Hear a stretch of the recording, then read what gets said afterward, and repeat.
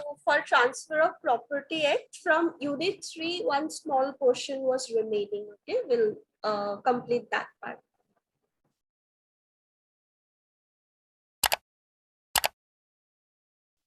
There we had, I think, sale, lease, all those different types we had. Plus, we also had one provision relating to actionable claim. Okay, so what is actionable claim? Its transfer process regarding its transfer.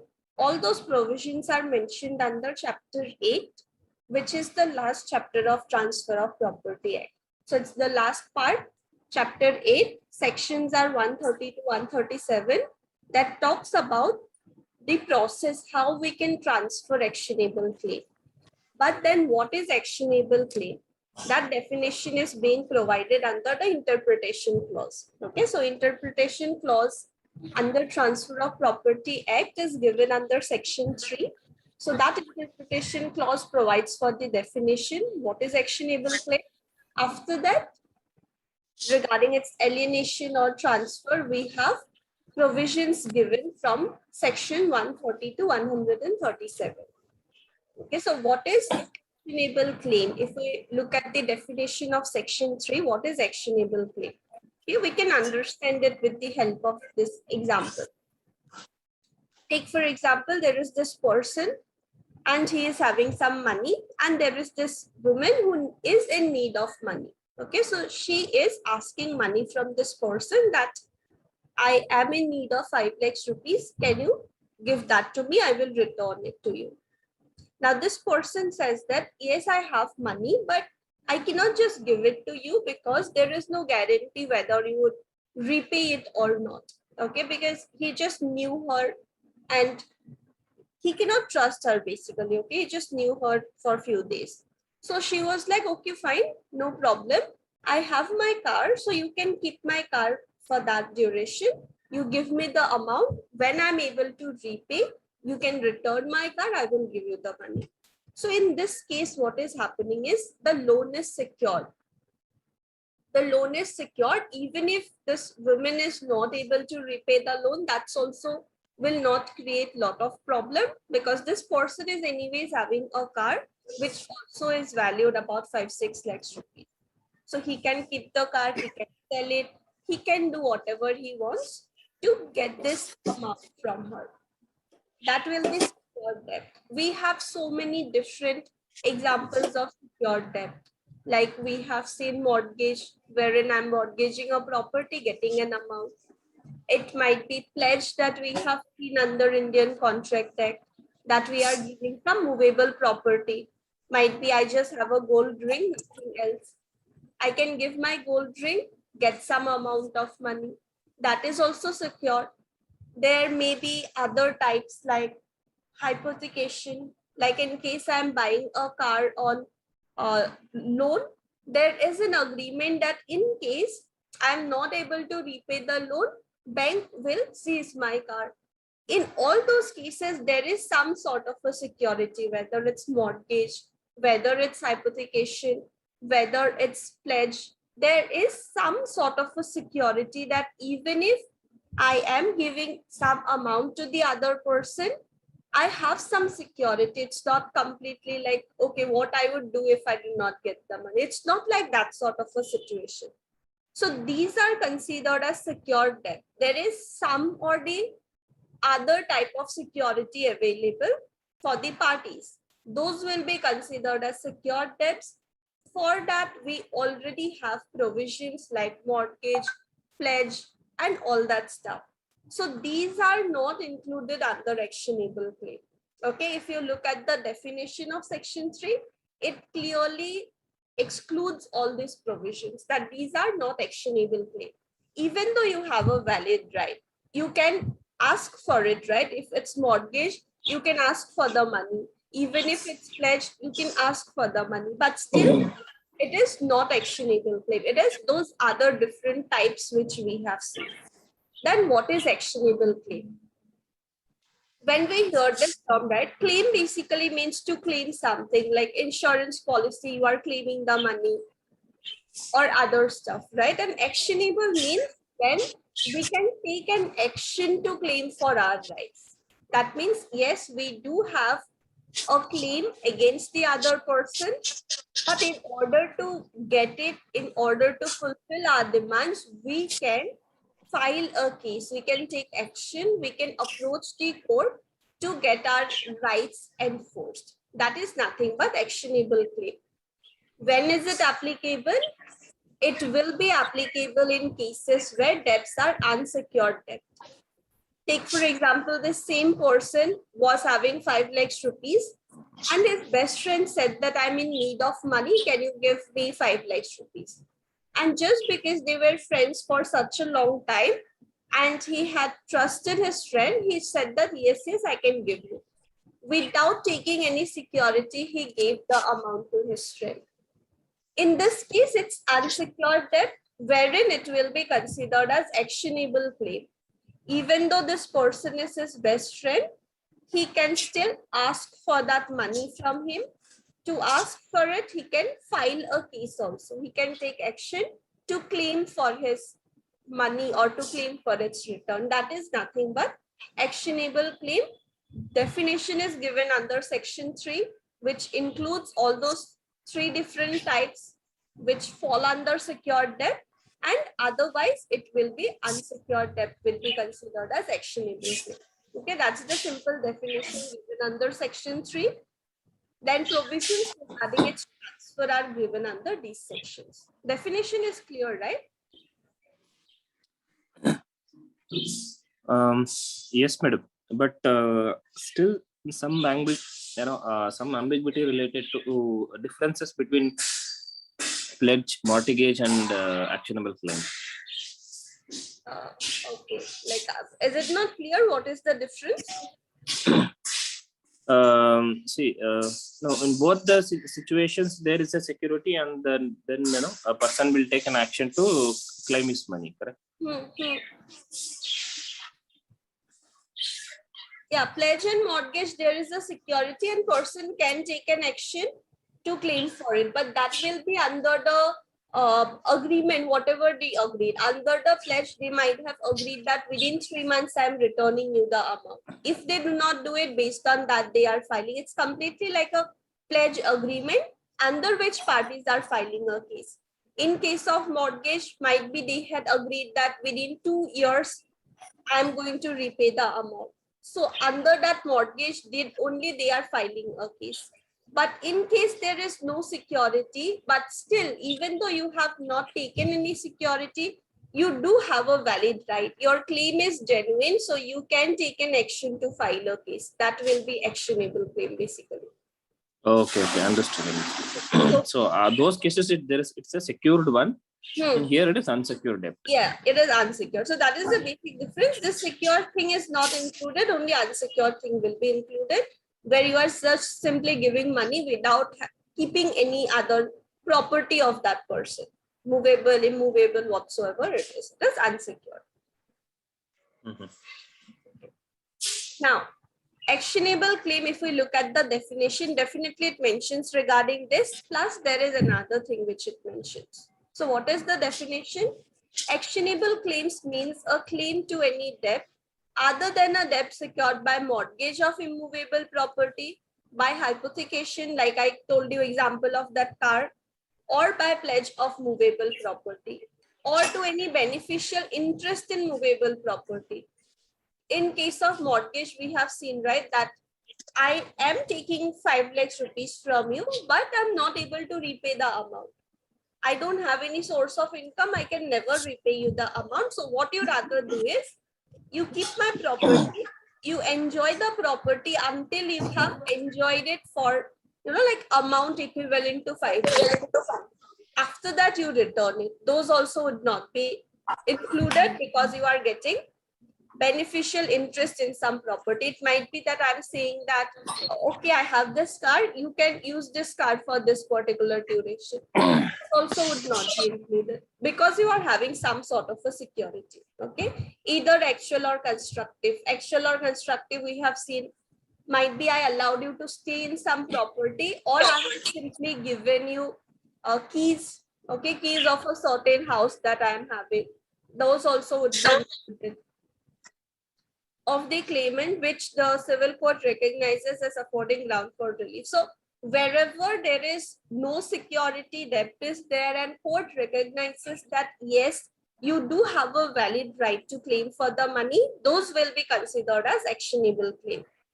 Whether it is existent, occurring, conditional, or contingent. This is very important. What is existent? It's already existing, it's already due, you already need to pay it. That will be called as existing debt. That will be actionable claim. Take for example, when we enter into a rent agreement, what we do is, usually the provision is like, we will stay in this property for 1 month.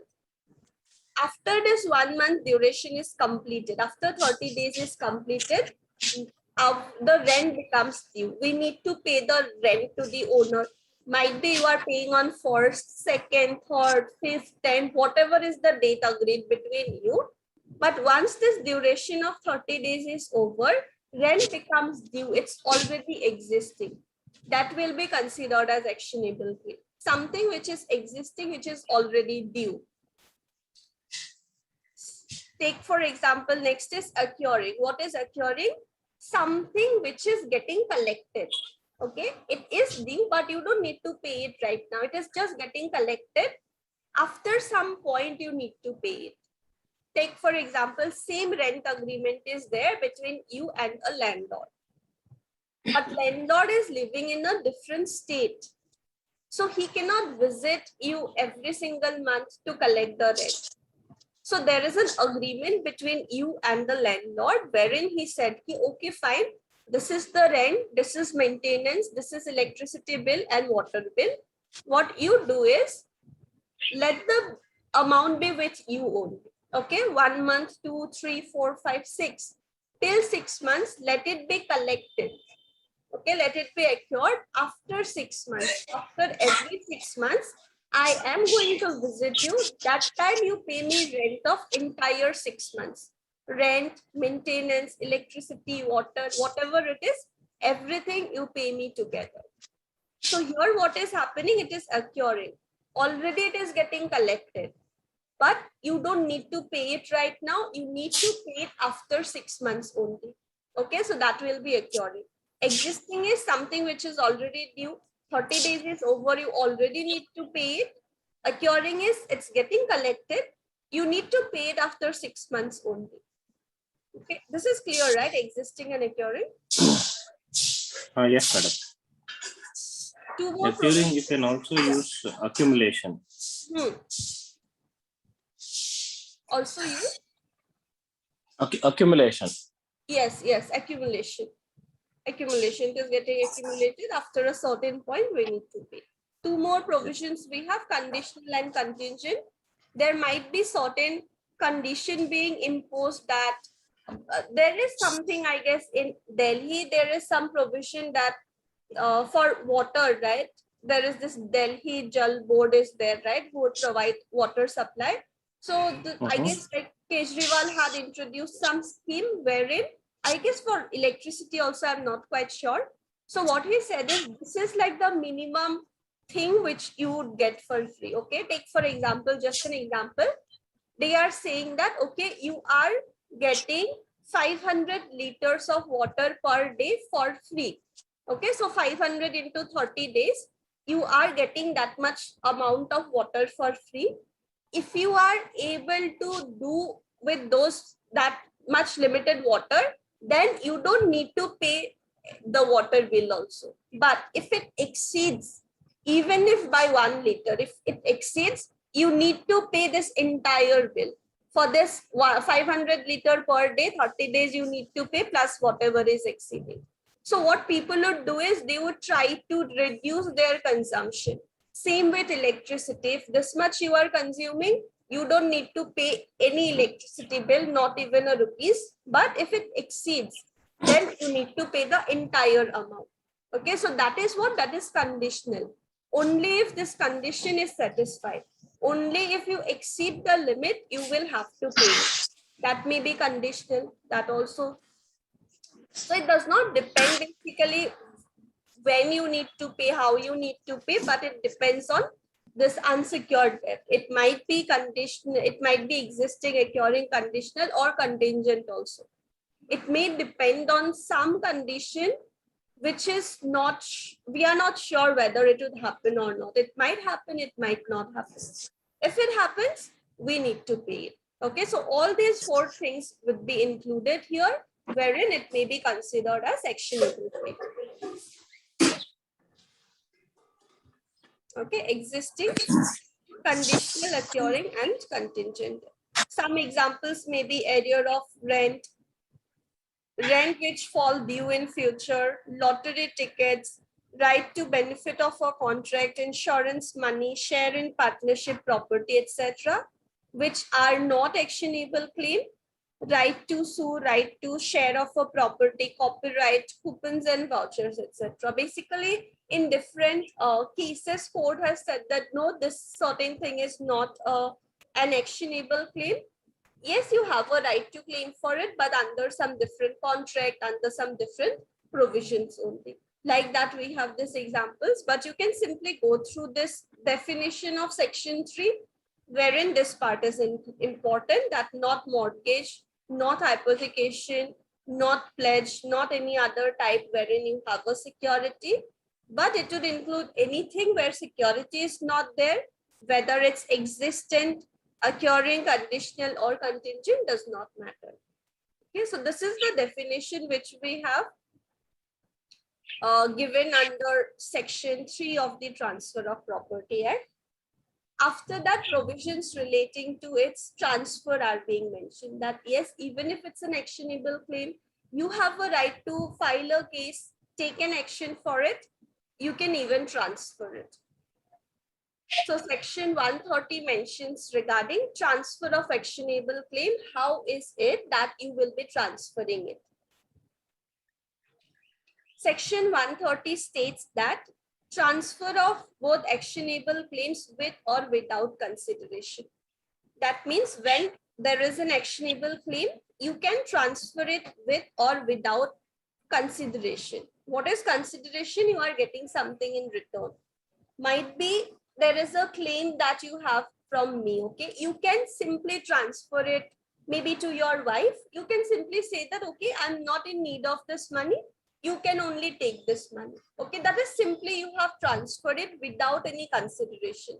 You are not getting anything in return. That also would be included. Might be in another case, you also had to give some amount to one of your friends. So in that case, you are saying rather than you getting the money from me, transferring it to your friend, you told your friend that what you rather do is you directly ask the money from her. In that case, it is with a consideration, right? You wanted to clear out your debt, so you have basically transferred it. So it does not matter why you transferred it, whether it's with consideration or without consideration, you can transfer it either ways, okay? But it has to be by way of a written instrument. You need to write that, yes, I had this actionable claim, I'm transferring it to you, and you need to put your signature also. That is the prime requirement for transfer. Unless and until you are giving it in writing, it's not getting transferred. You need to do it. That is the formality which we need to do. Okay, so it has to be in writing by a written instrument. And this instrument might be signed either by you or by your agent. Transfer of claims take place after execution of and signing of the document. Only when you execute that written instrument, only when you put your signature on it, we will say that transfer has taken place. Before that, you might have told 1,000 times that I'm transferring my actionable claim. That would not be considered. Only when it's by way of a written instrument, your signature is there, we will say that, yes, it got transferred.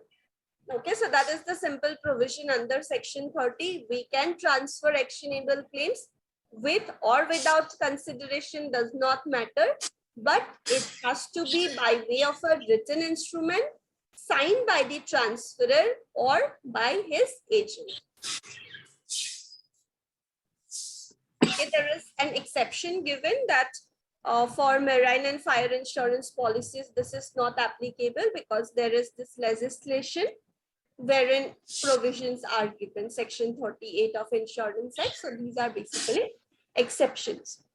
They are not included here. Means this cannot be transferable. Yeah. This for this provision of section 38 would apply. That would not be considered as an actionable claim. So this is section 30, that written instrument signed by the parties. I'll just make this bold. Written instrument signed by transferor or his agent. That is the only requirement which we have under section 130. Take for example, A owes money to B, who transfers the debt to C. The example which I gave you, you had to get some amount from me and you had to give some amount to your friend. So rather than you taking the money from me, giving it to your friend, you can simply transfer the actionable claim and your friend can directly ask the amount from me. Now, when you are transferring it, okay, take for example, there are these 3 persons.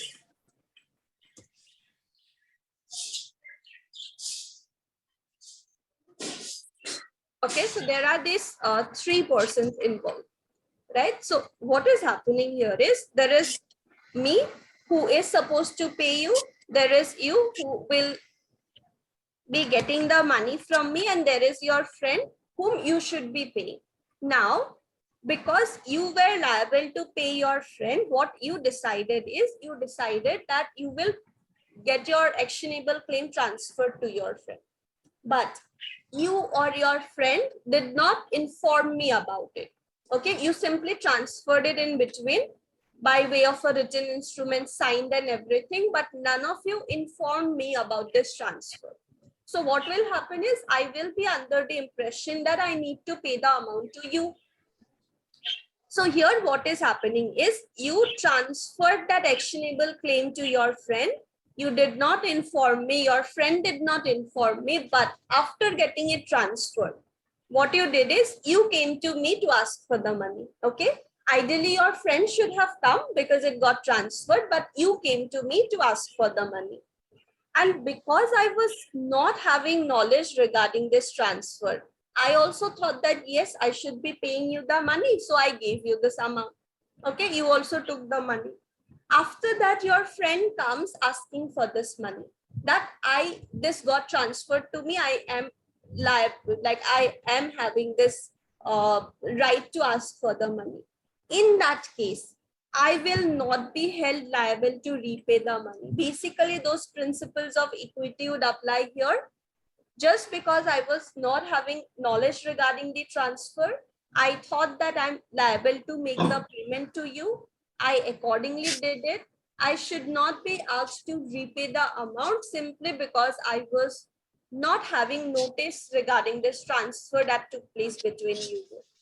Okay, that is the exception, or that is like the illustration given here. It should be in writing, it should be signed by parties, but even if it got like validly transferred, you both did not inform me. In that case, court will not make me liable to pay it twice. It's fine even if I had paid it to you. It's between you both to settle the matter. Okay, that is again principles of equity, that I should not be held liable to pay it twice. That is what section 130 is all about, transfer of actionable claim.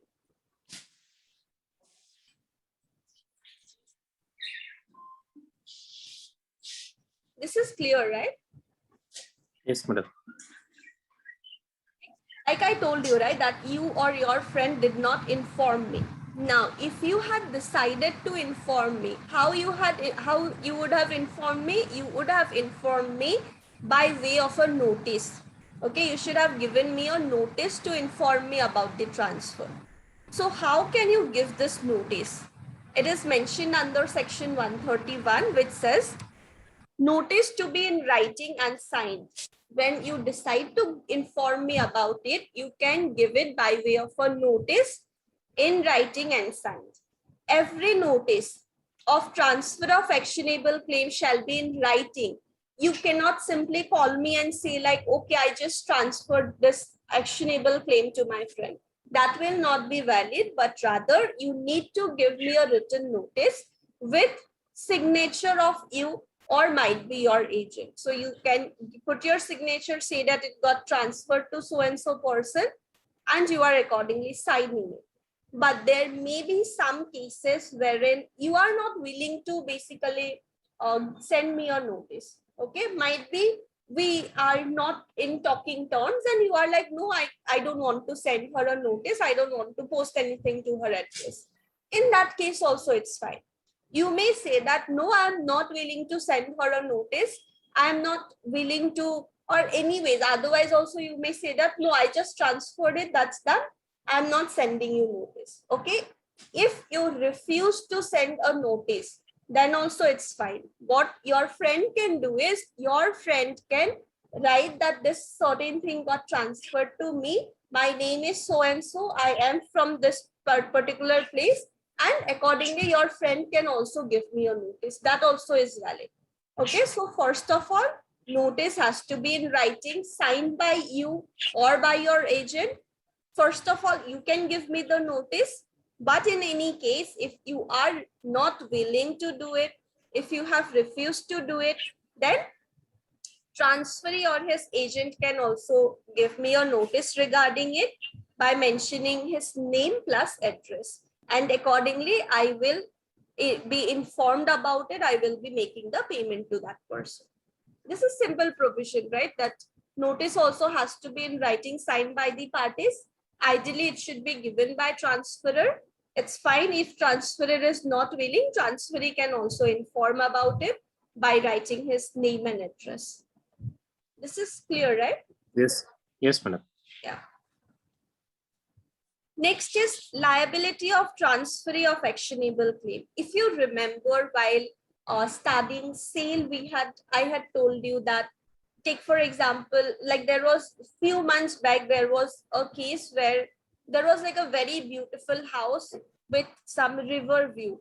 Okay, and because of landslide, within like seconds, this entire property got just, like damaged. It just is no more in existence, right? It's such a beautiful house, such a beautiful property, but within seconds, it just disappeared.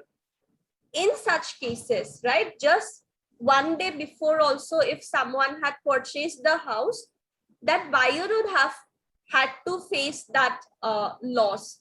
He cannot next day go to the seller that, okay, this house only got damaged.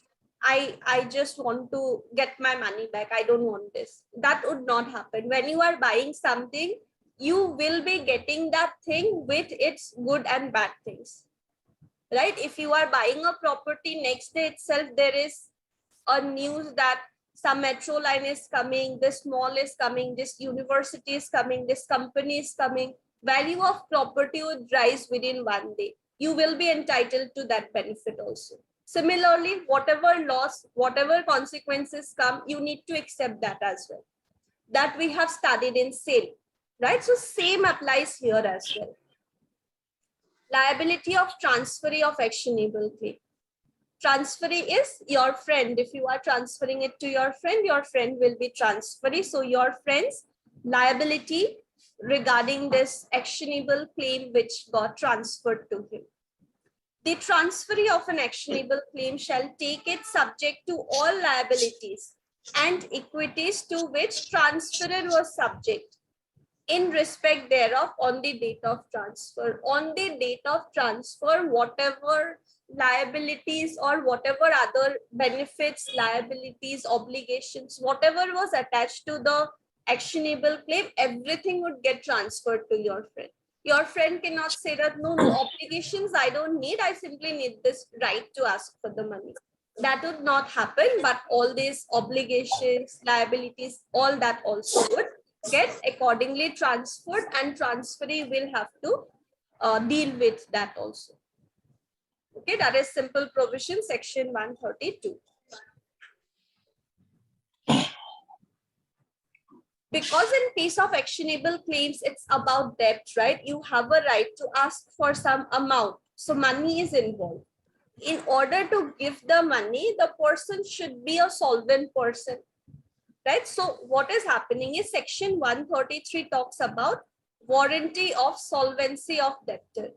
When you are transferring the actionable claim to your friend, you are also giving a guarantee that I am a solvent person, plus I am able to give that amount, whatever was the claim, right? It might be 1 lakh, it might be 5 lakhs, whatever is the amount, you are taking a guarantee that yes, she will be able to give you that much amount. Okay, so basically you are giving guarantee regarding my solvency and with regard to that amount only. Might be I'm solvent, but I am not able to pay you 1 crore. Okay, so what is the guarantee that you are taking? Only regarding that 5 lakhs rupees you are taking. Okay, so that is what section 133 is. The default provision is you are taking guarantee only that, okay, now I'm transferring it to you. Right now she is solvent, she is able to repay 5 lakhs rupees. But tomorrow, I don't know, tomorrow might be a court case that says that she is an insolvent person. In that case, you are not liable. Okay, so usual provision is at the time of transfer, you are taking a guarantee that this person is solvent, this person is able to repay. After that, what happens, you don't know. Unless and until there is a contract to the contrary. Right? In absence of a contract to contrary, you are taking warranty of that specific time only, but otherwise, if you both decide, you can say, you can tell your friend that yes, I'm giving you warranty for 3 months. Within this duration of 3 months, she will be able to repay only. After that, might be there can be a court case saying that she is insolvent or something, but at least for 3 months, she will be solvent only. Those warranties also you can give, that depends on parties what they decide. Usual provision is when you are transferring, at that point in time, I'm solvent, I'm able to repay that much amount, whatever is the amount pending.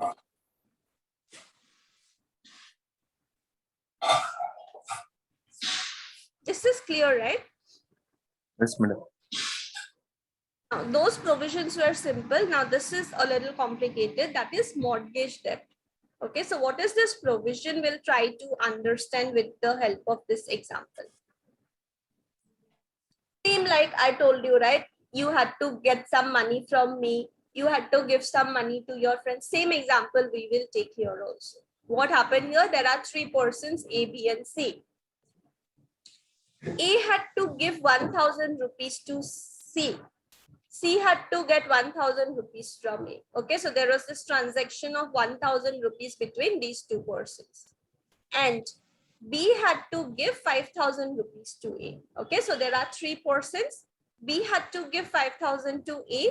A had to give 5,000 to C. There was basically the same example which I am telling you. Now, A thought that rather than I will get the amount from B, I will give it to C. What I will do is I will transfer my actionable claim to C. Okay, and C can ask for this amount. Here, what is happening is when he will transfer it to C, he is basically getting this thing secured, right? He will have a security that yes, this person's money is due, I can ask from him. Otherwise, in case of actionable claim, it's not secured, but here it's sort of a security that the person is getting, that yes, when it's due, I can ask the money from me. Okay, so A transferred his actionable claim to C and said that B is supposed to pay me 5,000 rupees, so you can only ask for the money from him and get your debt clear. Now, based on this transfer, what C does is C claims 1,000 rupees from B. C goes to B and says that this actionable claim got transferred to me, so you give me 1,000 rupees. But B refuses. B says that no, who are you? I am not going to pay you any amount. In that case, because it's actionable claim, you can go to court, take action, claim for the money. Accordingly, C also goes to the court and files a case to recover the amount. Okay. So C files a case to recover this money from B and incurs 2,000 rupees expense. court expenses like 2,000 rupees. Now, after this decision came, court also said that yes, you should be paying this 5,000 rupees. Now, when this 5,000 amount is received, out of this amount, C will firstly take the amount for his debt.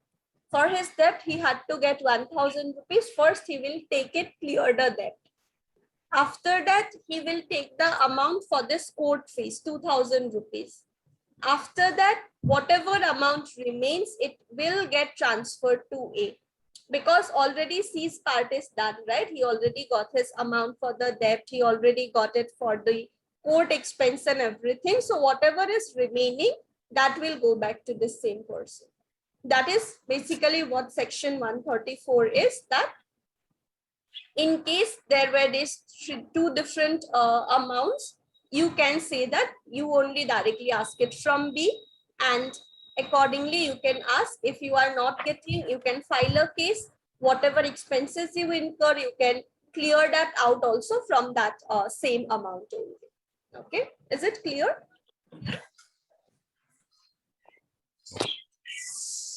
Yes, madam. Here in this case, Mr. A is the primary responsible to ensure that the payment is made by B to C is in full and settlement. So otherwise, A would be under the loss. When it's getting transferred, right? It's basically getting transferred. It's not like what we saw like guarantee and warranty, like in case of that educational loan taken by a student. It's not like primary or secondary responsibility. When you are transferring an actionable claim, right? You are simply transferring it. It's like done from your side. So that there is a provision also when you are understood. See, my point why I said like that. See, if you look at the example, B is supposed to pay to A rupees 5,000 rupees. Since there was an there was a payment to C and there was an additional cost incurred by C, that amount primarily settled by B to C. Only the balance amount out of 5,000 was paid to A. Yes. So that means ultimately, in the beginning, A is supposed to get 5,000. So in place of that, he is getting only see, after paying this 1,000 rupees, you should have got 4,000 rupees. In place of 4,000, he's ultimately getting only 2,000 rupees. Yes. So with this, I understand that Mr. A is the primary responsibility for settling the dues, even though there is an actionable claim. There is a transfer of actionable claim.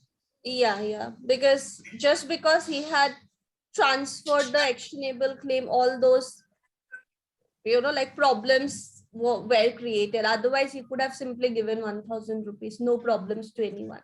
But just because of him only, C had to incur the liability and face the problem. So yeah, in that way, yes, he will be having the main responsibility to ensure that this person is getting paid without any difficulty. If he had to go to court, file a case and stuff, the amount will be accordingly done. Right. So this is section 134, mortgaged debt. Then we just have few more provisions. Those were basically important or main sections which we have. Okay. Now there are few more things.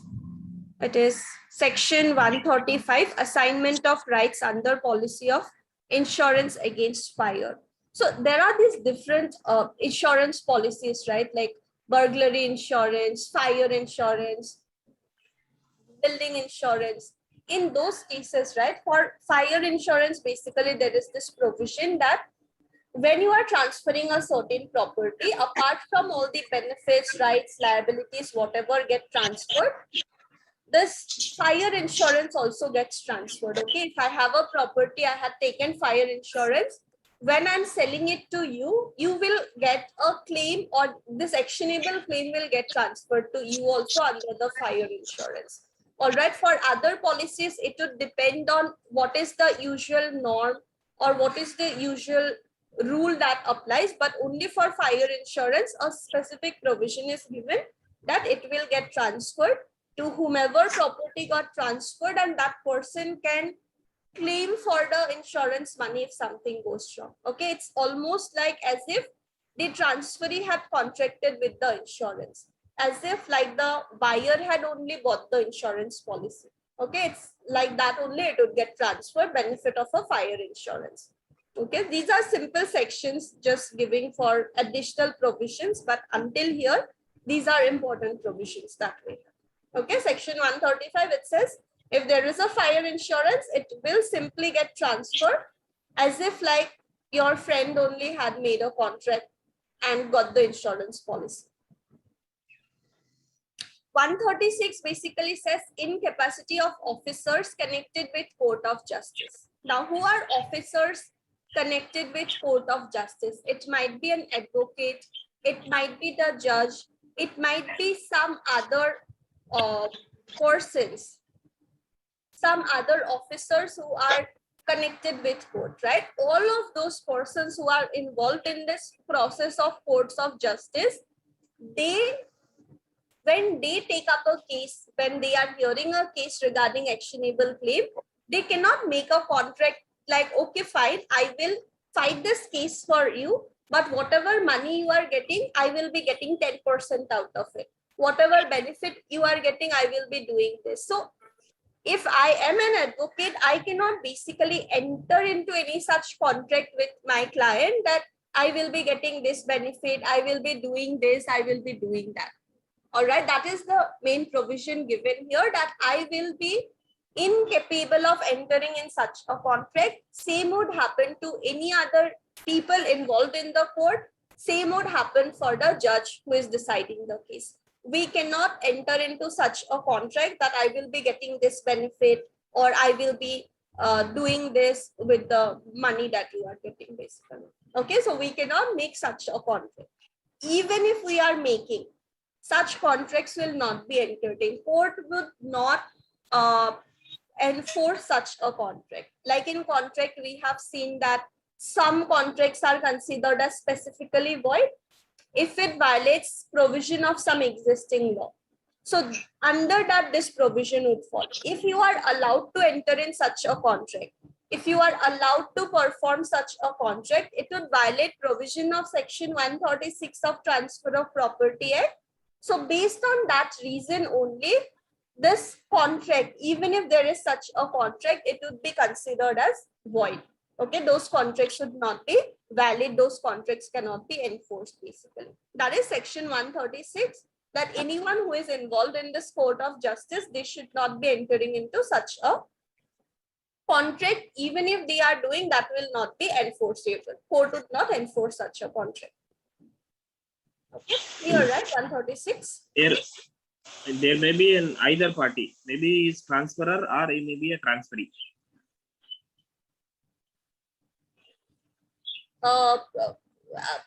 Like the advocate can be of either party, you are saying? No, he should not be even either party. That he should not be in transferor or he should not be even transferee also. Yeah. They should not be the parties involved in the matter. Yeah, okay. Yeah. So because if they are parties, they would be considered as parties of the case. In that case, they would not be people involved in courts of justice. Even if that person by profession is an advocate or a judge, does not matter, that person would be party to the matter only in that case. So in that case, it would be excluded. Okay. Then section 137, right? It is basically like a saving provision which says that whatever provisions we have discussed under actionable claim, those will be included in those actionable claims only, but there are some other things like stock, shares and debentures, in negotiable instrument. For those, we already have detailed provisions. So wherever we have a detailed provision under a specific legislation, those detailed provisions under the specific legislation would apply and not provisions of Transfer of Property Act, right? So it is basically a saving provision that even though under a negotiable instrument, you can ask for the money, you also have a claim, but we have specific laws for that. So those laws only would be applicable, saving of those laws or those provisions. Okay, otherwise, when we don't have a specific law or something, their actionable claim provisions will apply basically.